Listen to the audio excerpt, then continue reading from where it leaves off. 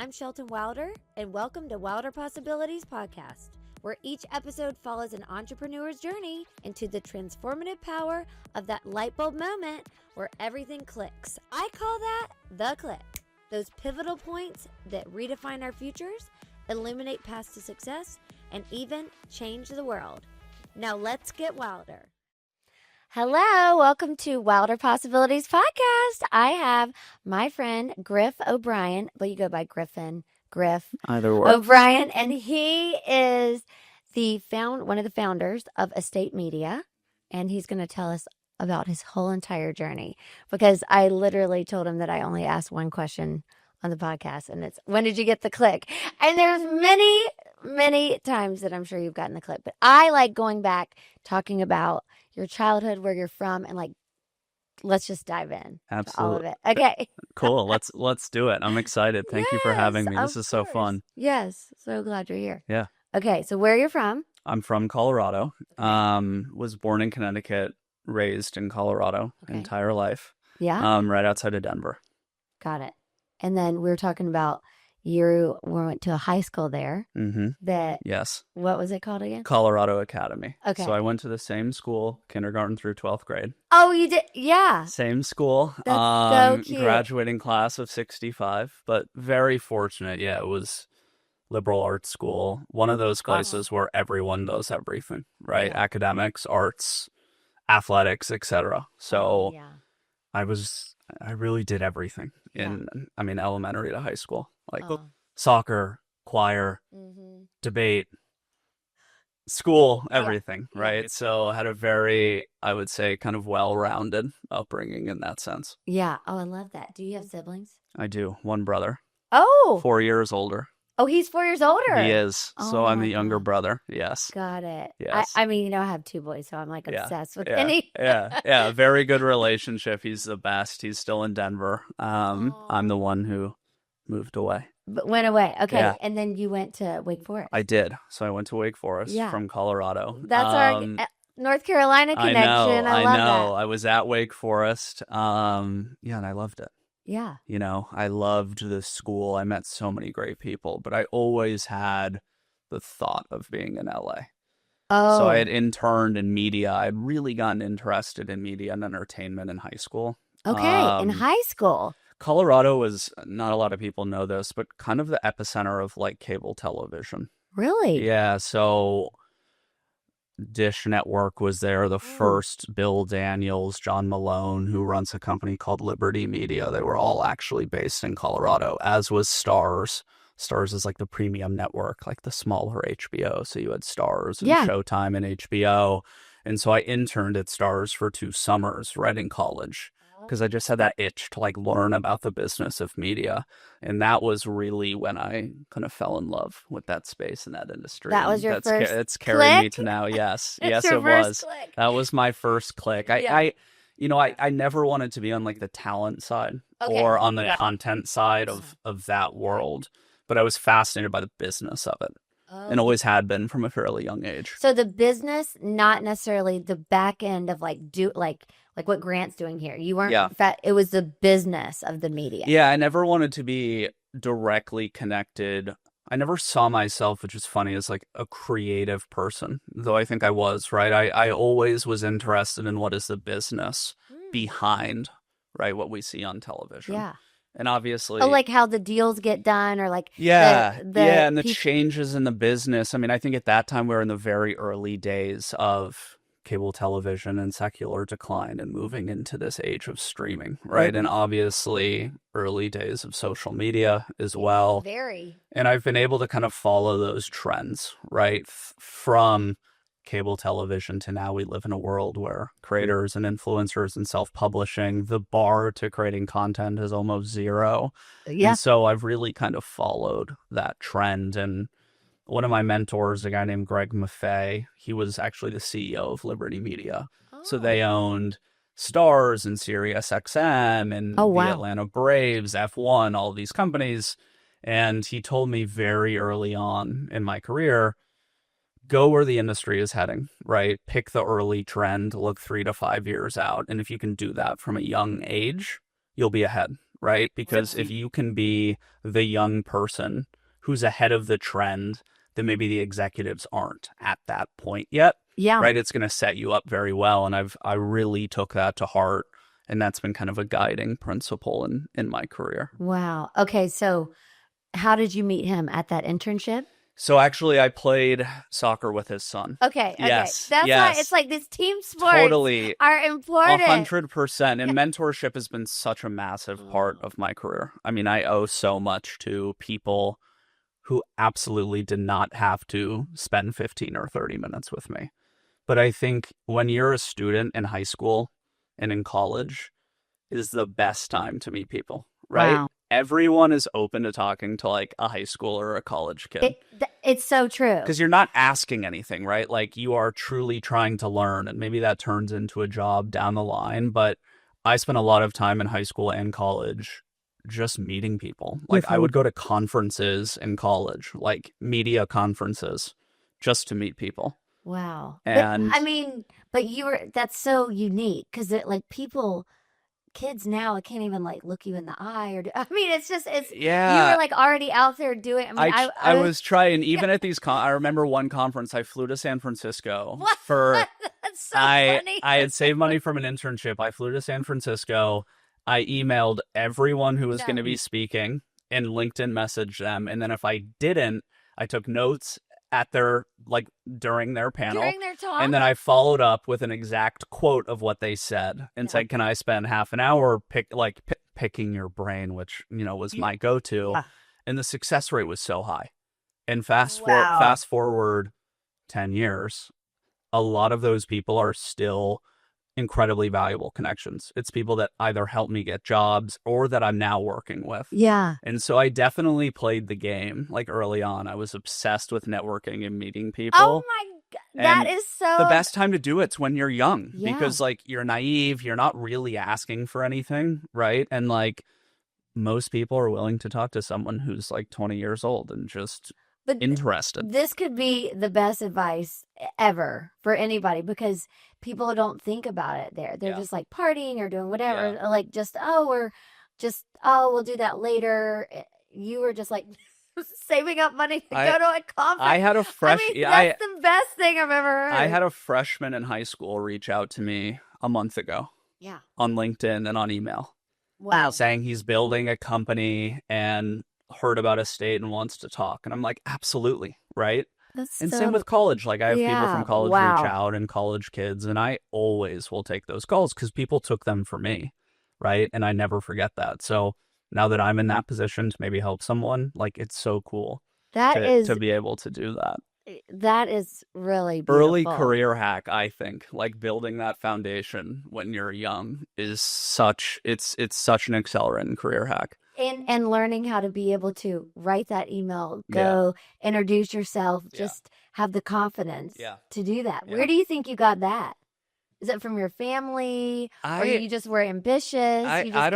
You're born with it. I don't know. I think about this a lot, like the nature versus nurture element of everything. And even like my brother and I are very different in that way. Yeah. Like I think I was born with a degree of drive, which I'm very grateful for. Yeah. I think that can be a pro and a con.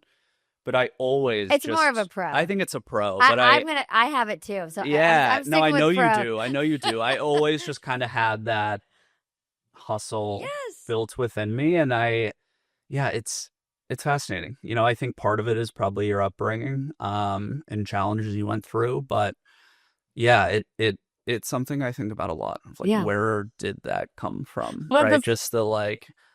I think a lot of it is like kind of the chip on the shoulder thing. Like I want to prove to myself more than anyone that I can do something interesting. Yeah. So I don't know. I agree. Yeah. My joke is I flew out of my mom's vagina needing a drink and a job. So it's like, I don't know, but I got it and it was on my due date and it hasn't stopped. We're still going for it. I love that. Yeah. So, okay. So you're Wake Forest, you're reaching out to all these people, you're getting these contacts, but you started a company young. I did. I started a company my junior, kind of end of sophomore year into junior year of college. Did you finish college? I did. Okay, I because did. you hear a lot Yeah. that people start and then they quit. And I so, did finish yeah. college. So I started that company while really I was working at Starz. Oh, wow. And it was a digital TV recommendation system. So I had seen at Starz there were all these streaming services, people were leaving cable. Oh, But like most of my friends were just using their parents' logins, right? But my mom would always say like, I'm paying $130 for Comcast and I only watch 3 things, yeah. right? Like, how can I just watch the things I want to watch and not pay all this money? And so I basically built a backend that allowed you to go in and say, this is what I watch, from I want to watch my local sports team to I want to watch Game of Thrones on HBO to I want my local news, whatever it might be. And it would feed you back both a bundle of internet and streaming services to essentially get everything you want to watch, right, at a cheaper price. Oh, wow. And so it would say, okay, you want to watch X, Y, and Z things. Here's what you should sign up for. Here's how much money you'll save. And then what it helped with is, let's say you only want to watch Game of Thrones, right? It would give you a notification, sign up now, the new season's coming. And then it would give you a notification when that season's over, right? So you're not continuing to pay for something, because it's a huge issue. People sign up and just forget it. Like they're paying for 8 services and they don't even know they're paying. I probably have like 11, because then you're like, Yeah. oh, wait, that show looks so good. I've got to see that. And then you sign up and then you're like, yeah. oh, I don't want to watch the commercials. And now it's like I $16 know, a month I know. instead of 12. Yeah, and that was my first kind of step into, I think when I didn't really have an outcome in mind when I built it. I actually thought that building something, even if it failed, would give me a reason to talk with people that normally wouldn't talk with me. Completely. Yeah, You have like, something so I'm interesting. building something. Yeah. I'm young. It's related Ambitious. to your business. And that was a massive, accelerant for me too, in meeting very interesting people and advancing my career. So yeah, that was my first step in. How long did you have that? Didn't you sell it? Yeah, so it was only 18 months. I would say, like a lot of college kids, I was, balancing school and also at that time going through some mental health struggles at the same time. Yes. I didn't know if you Thinking wanted to of share that. I know, Yeah. yes, thinking of building it. I was working with 2 developers in India. Yeah. I didn't have much money. Mm-hmm. I was meeting with them at like 1 a.m., 2 a.m., 3 a.m. trying to build this thing. And yeah, that was, I think on paper, things were going really well. Like I had really good internships. I was doing well in school. I had built this company. But underneath it, I was struggling deeply with mental health and substance issues. And we share this in common and have talked about this. do. So while I was building that company, I actually took a year off of school and got sober. Oh, wow. And continued to build that while I was taking that year off. Oh. Did you stay there in North Carolina? I didn't. I went home to Colorado for a year. Got it. Yeah. And then went back after that year and had exited that company and went back to school and graduated and then moved out to LA. Oh, wow. Okay, but Yes. you exited your company. Yeah, where so you there got was a an initial payout? investor, Uh-huh. a digital media company in Ireland, who once I built kind of the MVP or prototype, got Yeah, involved and MVP, I invested know. in the development work. So I think one learning, I definitely gave it up earlier than I should have, right? I think if I could have really seen that product through, at the same time, I had no idea what I was doing. Like, I had no idea how to build a business. I didn't even really understand, like, we had affiliate deals, so if someone signed up for a streaming service, we got paid from that service. Oh, yeah, But I had no financial planning. I had no spreadsheets. I had no plan of, like, this is what the business is going to do in year 1, year 2, year 3. Like, it was really day to day, just building something and seeing what happened. So by no means was it, a crazy outcome event, but it gave me, I think, looking back, the confidence to build something. But you got money from it. So, yeah. I mean, that's pretty cool. Not Yeah. many 21 or 22-year-olds Mhm. can be like, oh, yeah, Yeah. I already built and sold a company. Yeah. No, and I think it helped also when it came to my next jobs, right? And I did move into the corporate world for 6 years or so. You did? I did, yeah. Wait, Okay, I did not know Yeah, this. yes, I did.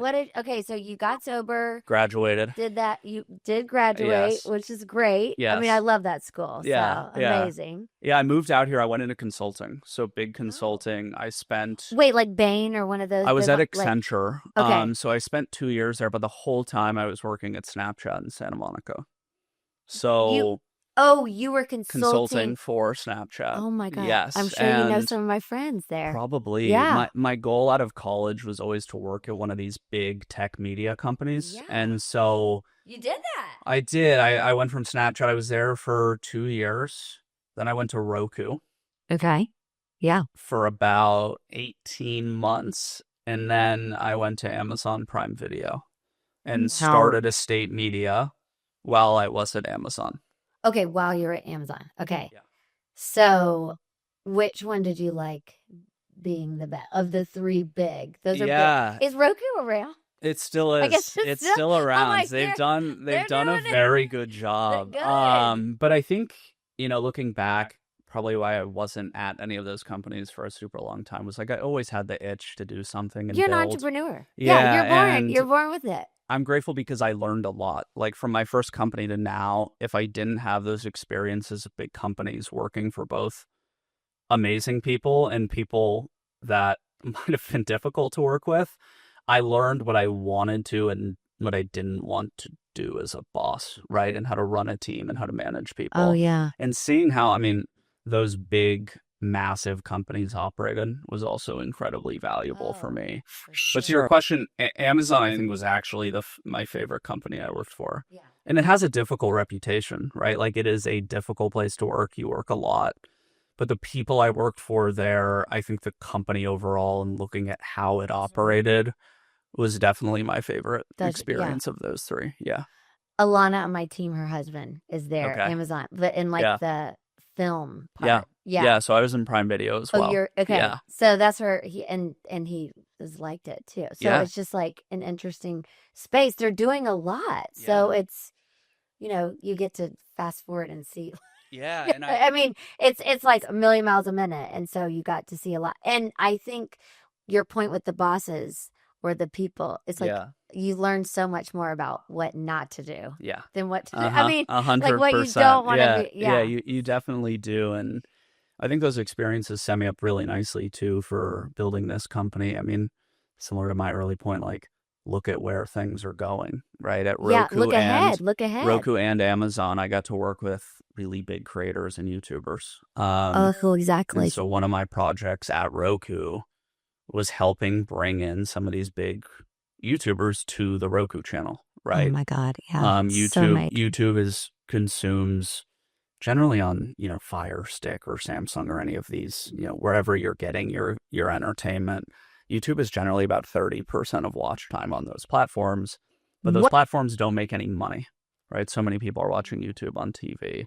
And so, I know. My kids do. Totally. And so all those companies are saying, how can we bring people from YouTube to watch within our ecosystem, right, of ways we get paid? And so I started learning a lot about the creator world, right, in YouTube, both, I think, being my age in LA, a lot of my friends were working in that space, but I also just saw the power of these massive creators.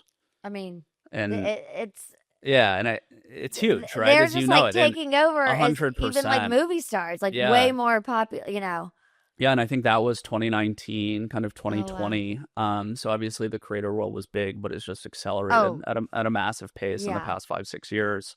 And especially when COVID hit. That's when people were just watch, consuming. And I got to work with some of these creators at both Roku and Amazon and knew that I wanted to do something in that world as my next step. Like that's where things were going. Yeah. And it was just fascinating to me, right? Like I saw the challenges these big legacy media companies were having. And even in the past 3 years, you've seen that, right? It's a lot of talk in LA. Productions are going away, the traditional system. There's so much M&A. People are losing jobs. There are fewer players. And so you could see the writing on the wall, right? Of the shift moving to social. And then you can just do it for so much less, and people 100%. wanting things that don't look so produced anymore and all that kind of stuff, which is so interesting. Totally. They want like truly authentic. And now they're saying that like with AI, Yeah. I mean, you're not even going to know who it is. That's why like the amount of trust is like dwindling. So it's, yeah. No, and that's a big part of our company today. Yeah. Right. Is the trust of people who have built a brand is everything. Yeah, of course. If you don't have a brand and a personal brand in the age of AI and, being able to put out slop or content for $0 in massive volume, you have to stand out. Yeah. Right. And you have to get through the clutter and the noise. So the signal to noise ratio like that we talk about has become even harder. Right, that how do you so much harder in an age of so much content, right, actually stand out and get people's opinion and people to stay on and watch and So when did you actually start Estate Media? So did you start it yourself? Yeah, no. So I started it with Josh Flagg and Andrew Schanfeld. Okay. So the three of us started the company together. How did you meet him? I mean, how did you get into this like real estate space? Yeah. I mean, that's fascinating. Yeah. So it was through a mutual friend. So I had a friend in LA who had started a media business, a good friend of mine who introduced me to a high school classmate of his, which was Andrew. Okay. I haven't met Andrew yet. I don't think, no. So him and his partner, Adam Rubin, they run a company called Carrollwood. It's not the brokerage, but a large private equity company in LA. So everything from restaurants to commercial real estate to actually media to food and beverage. And then now there's the Carrollwood. There is. Yeah. Yes, brokerage. there is. And it's different. It is different. Wow. Okay.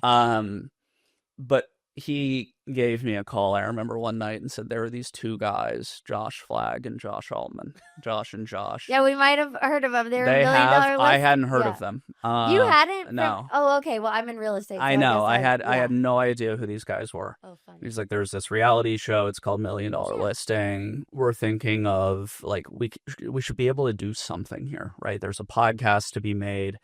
They've been on this reality show. They have social media followings, but I think there's something here. And so that was the very start of it, was Josh, Andrew, and I kind of talking through like the space, right? And so while I was at Amazon, I spent probably 2 or 3 months just like deeply digging into real estate. I watched every episode of $1 Million Listing from start to finish. Over 16 years. Oh my. That's a job in itself. And just study the entire ecosystem, right? Like, who are the players in this? What are people doing in media? What content are people making? How much money are they spending on the content? How valuable is their content? Why are they making it? How many names are there in this industry? And so that was really like the intense learning period. And then there was I can get into the details, but some trial and error, right, of making content, working. We really started with Josh and proving out that what we could do for him, we could do for other people. But the aha moment was really you had the reality shows and the traditional publishers in the space. And there was no one that was kind of bringing together all of these massive personalities. And you see this in other niches, right? Create an ecosystem around whether it be a subject, right, or a demographic or psychographic group, and bring together a lot of people who dominate the conversation in that area. And that hadn't been done in real estate.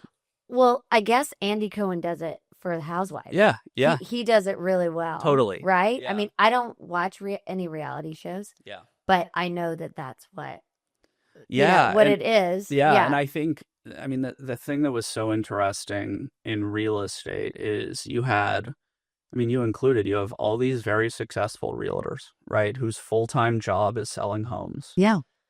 But they also have the job of making content, and that's both for their listings. We do. Right? It's a media company. I say I run a media company. 100%, and everyone does. And it became very evident that it was more burdensome, right, for these agents that were spending a ton of money on content, right?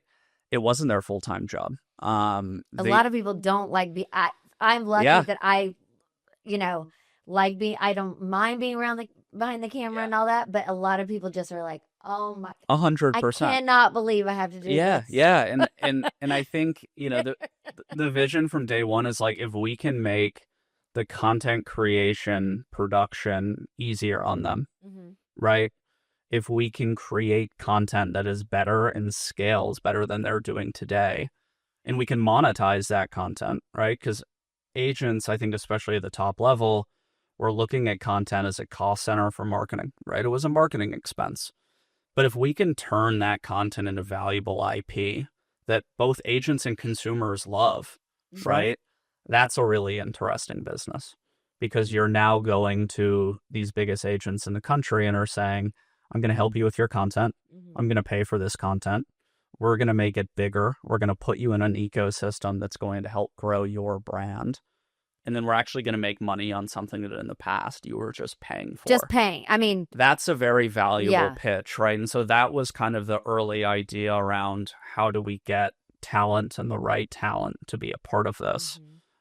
I kind of look at it in 3 buckets. It's, we have 3 key customers. It's talent, right? It's the audience.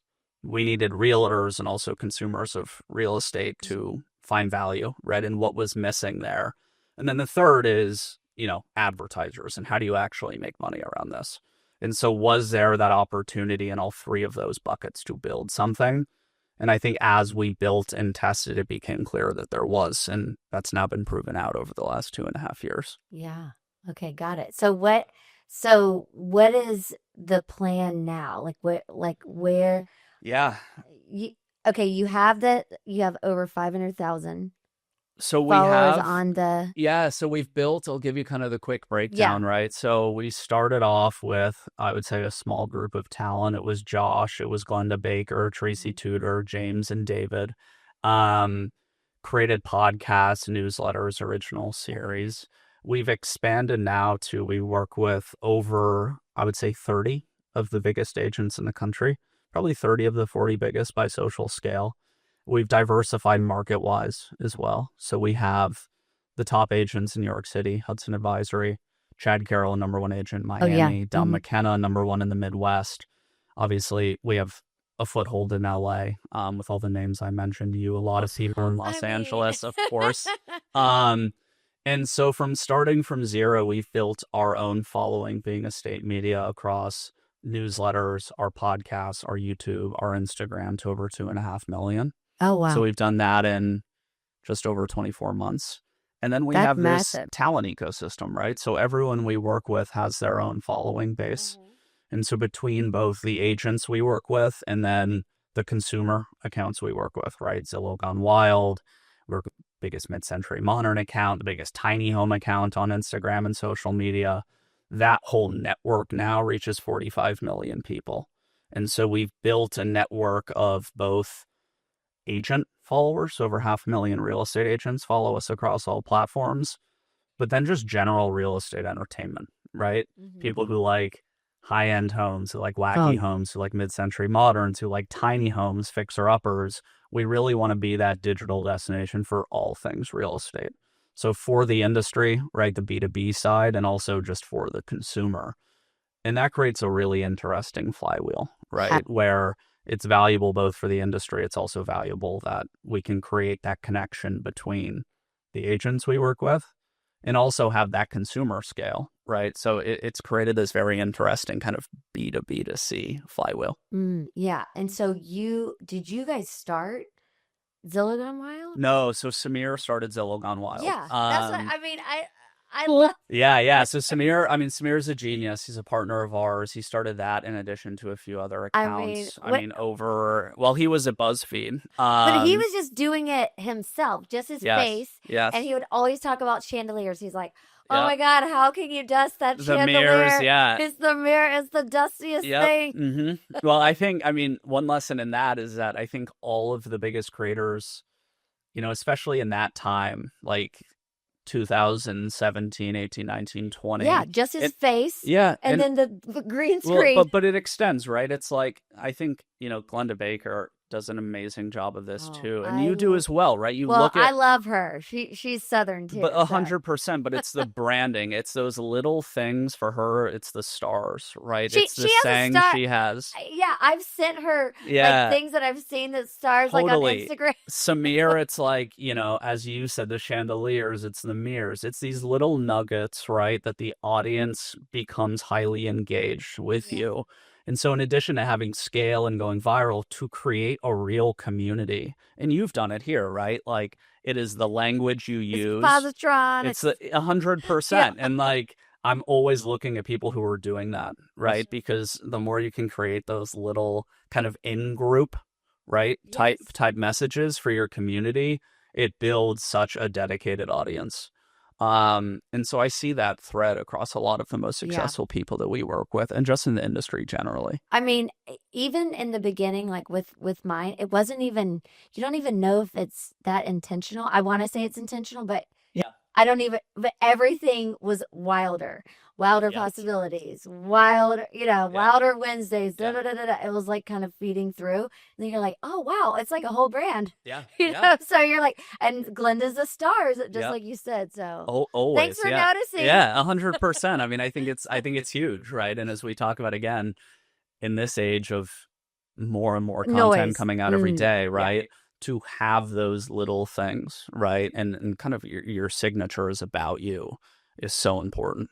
Yeah. So important. So where are you guys going next? Like, are you selling to the agents that they can get their listings on these big platforms, or our model from day one has always been to create content again across all platforms, right? So where everyone is, we never took the model of, hey, we are going to create a website, right, and centralize everything in one location. I think that was the right bet.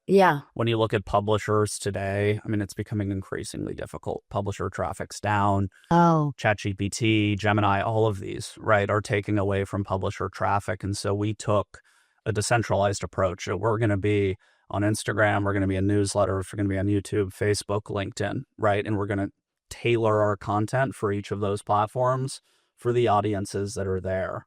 So for us looking forward, I think, we built this ecosystem of both agents and also people who love real estate, right? We've been very successful in that.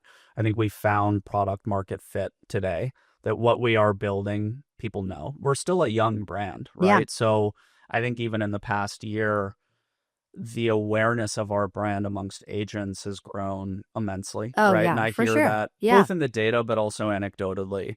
And so for us, it's really doubling down on what we have done, right? It's continuing to create content, continuing to build that flywheel of bringing new agents into the mix. Traditionally, we are an advertising business. So any advertiser who's trying to reach either agents or anything in or around the home, right? So appliances, manufacturing, design, automotive, right? Anything in or around luxury real estate, those are also advertisers of ours. What we've launched in the past 5 months, which I think you're alluding to, is we're calling it our social growth program. So it's I think you shared accelerator. That. And what we found in the last few years is hundreds and hundreds of agents reaching out saying, hey, I know I need to make content, right? Head of my brokers is telling me I need to make content. I know I need to promote my listings. I know I need to promote myself. I don't have the time. I don't understand it. I want someone to do it for me. And so we launched a program just about 4 months ago, essentially a one-stop shop for all content. So anything from content ideation, video scripting, production, editing, to even posting that content. So the posting is so we're now working with agents across the country, right? Who we are handling everything for them. And I think the last 2 years of deeply studying what works, especially for agents, right, has allowed us to take people from 10 followers to 1,000 followers, and the early results have been incredible. I mean, we're showing 100, if not 1,000% increases in engagement and views and shares, right, and follower growth for, again, anywhere from agents who are starting out to 30 years in the business who are like, hey, I've never made content before, to people who are making regular content but want to take it up a level. They're spending too much time. They're spending too much money. And so that is a big focus for us. I see it as the next evolution of our brand. And I also see it as a way for us to almost help build talent, right? We have taken the approach of working with a lot of people who have already built incredible brands and followings, right? And partnering with them and adding value and helping to take them to the next level.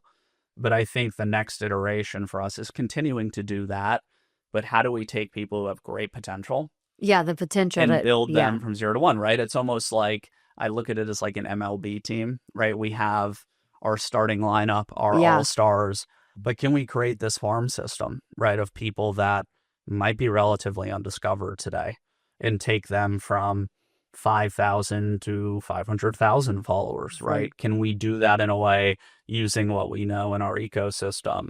And so I very much see that as part of the future for the business. Okay. And we've seen a great response from both agents, from team leads, from the heads of brokerages, right? Saying this is a need. Like everyone needs to make content.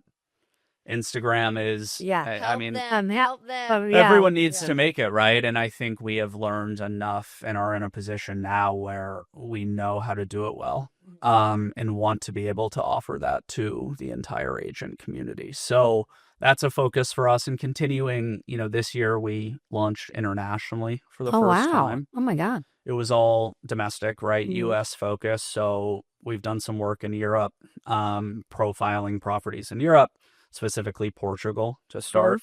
So it's continuing to expand right into new verticals, internationalizing the business, and then really doubling down on our Agent Accelerator program. Oh, got it. That's amazing. Wow. And so then are you guys going to do TikTok, or what are your thoughts on that? We are on TikTok. I would say my thoughts on TikTok for the industry. Yeah, because I have some thoughts, but I'm always like, oh my God, yeah. I mean, look, I think this goes back to what is the actual value of an audience. For a real estate agent, there's perceived versus actual value, right? If you have a ton of followers and you're going to a client, that can help you because you can say, hey, I'm going to get your property in front of X number of eyeballs. Now, how many of those people are actual, real, potential qualified buyers? Yeah. Right? There are some agents who are doing 90% of their business from social media. There are others who are doing 0. And so there is value in having a ton of followers, even if those people aren't your actual buyer or seller. But what we're seeing more and more is like, if you can cultivate the right audience of people who actually generate business, that is the key. And so going back to TikTok, I think it's a platform where in 2018 to kind of 2022, you were seeing massive follower growth, right? For a lot of these accounts, it's become harder, I think, to gain followers on TikTok. Yeah. But for agents, like if you look at the endemics, like let's say you're a CRM or you're someone who's trying to reach agents, the conversion on TikTok and the ability to move audience from TikTok into something you own, whether it's a newsletter, whatever it might be, is very difficult, right? I think YouTube is probably number one. Newsletter, number one. To be able to move someone from a newsletter to a product, right? If I'm using this asset to promote something I want to sell, newsletter is the most efficient, followed by YouTube and Instagram. Well, then you have their information. Like 100%. If TikTok went away, 100%. You have their emails for the newsletter. It's owning that audience. It's also hard to bring people from TikTok into a newsletter. I think you see higher success in click-through and conversion from Instagram and YouTube, right? Into newsletter. Sure. I believe. And or LinkedIn too. TikTok, I think, look, it's still valuable. It is probably the platform we focus least on today. It's a lot of entertainment. Yeah. And look, we have, between some of our accounts that we own, we have, over 1 million followers on TikTok. We have one account that focuses on just like crazy kind of disaster listings. That stuff does well, right? Pure entertainment. Yeah. But thought leadership, it can still scale if you do it in the right way. But I don't think you actually see the conversion, if that is your goal, from TikTok as much as you do other platforms. Yeah.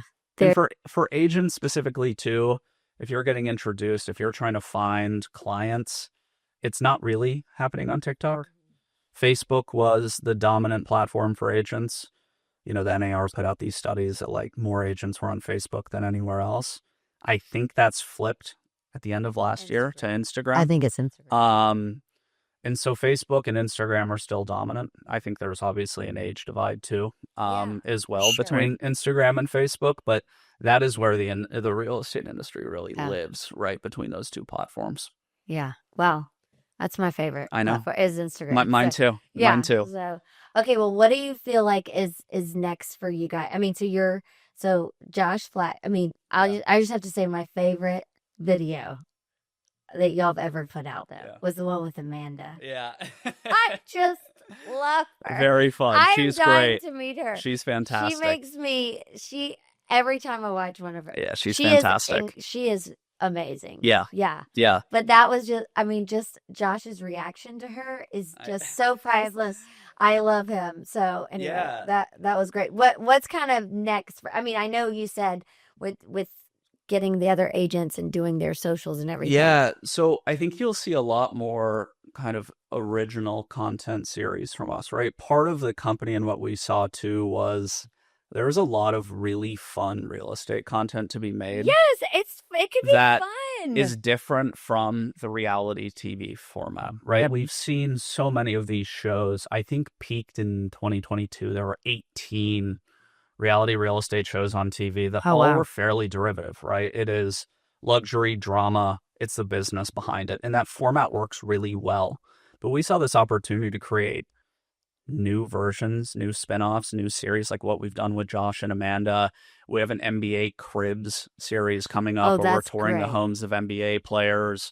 We have Mansions and Martinis with Josh and Tracy are amazing. We even together. have, our series called Laughs and Listings, which is taking the home tour. We've had Bill Burr, Matt Friend. We had Amanda McCanson. How do you make the house tour fun, right? We're bringing comedians in.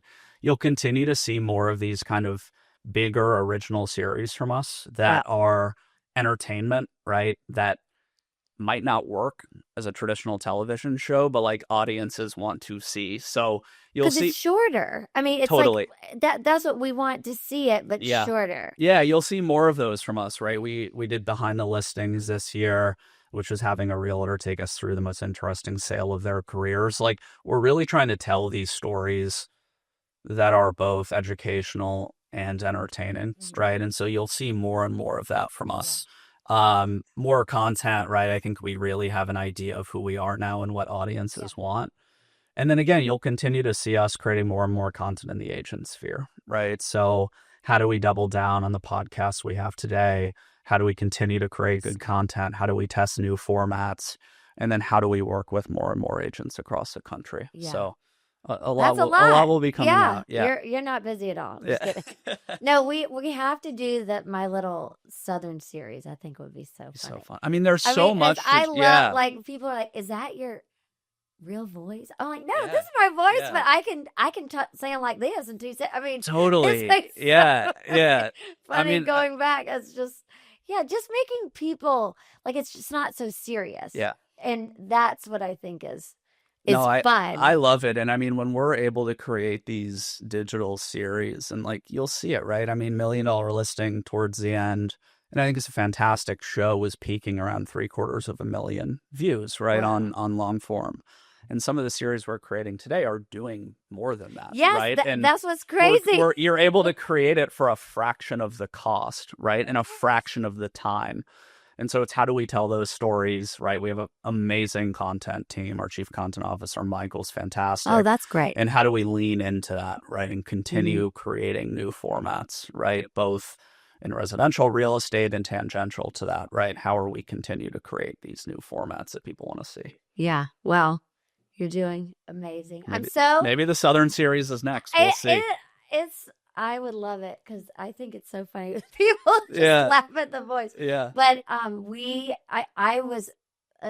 now an investor with you guys, and not a huge one, but just it's fun to be a part of the team. Yeah. And I was so happy to meet you, and then to come in and be able to do this together and like absolutely be with the best of the best. And I believe in what you're doing. Thank you. So I'm a big fan. And so I wanted you to come on because we don't always see your face. I know. I was looking for you and you have one photo. I was like, who's this guy? I know. So I was like, we got to get you on the podcast. Yeah. I know. I have done some podcasts in the past, but I am not generally in front of the camera. I'm generally behind the camera. And no, we're thrilled to have you involved, to have you on the cap table. I think we've been able to put together an incredible group of both talent and also investors, right, across the media and real estate ecosystem. And it is the trust of people like you and what we're building, right, that I'm incredibly grateful for. And we take incredibly seriously, right? We have a responsibility to both all the talent we work with, to our investors, right, to continue building. And look, we're really excited about what's ahead. I think, heading into year 3, we're really just getting started. Yeah, this is year 3. It is, yeah. It's year 3 technically. Last year was year 2, so this is start of year 3 of the business. Yeah. And I think, look, we've grown in a really nice way. Exponentially, crazy. Yeah, I think the best is still ahead for us. We're just scratching the surface of what we can do in the space. So thrilled to have you on board in this next chapter. Let's do it. Okay, well, thanks for coming on. Thank you so much for having me. Okay, bye. I'm Shelton Wilder, and welcome to Wilder Possibilities Podcast, where each episode follows an entrepreneur's journey into the transformative power of that light bulb moment where everything clicks. I call that the click. Those pivotal points that redefine our futures, illuminate paths to success, and even change the world. Now let's get wilder.